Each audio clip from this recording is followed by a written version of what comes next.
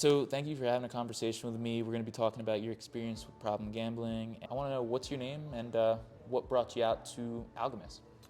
My name's JT McEwen from New York. What brought me here is I want to be happy. I really spent a lot of time self-deteriorating and hurting myself, hurting the people I cared about. That a lot of people were progressing with their lives and I was kind of in the same rut. But day to day I didn't feel like I was in a rut. I was chasing something. I had this dream that I was always going to be able to one up or make my biggest weakness into a strength. And then there just came a point where I was like, I have to make a change. What I'm doing isn't working. So I decided to get on the plane and come out here. Dude, that's awesome. Let's take a step back just to give context to people that might be watching. Like, how did you get started with gambling, and at what point did you recognize that it might be a problem? I played CeeLo and dice games when I was younger in high school, but gambling on sports is what was my big thing, my biggest bugaboo. That started probably when I was 19, about 8 years ago. When I was in college, I had worked a job, I had access to money. It was never a thing that I had to really concern myself about. I always had access to it, and gambling was just another way to keep that going. I was at a younger age able to cover my bets where it wasn't a problem. Where it really turned the problem was probably after I graduated.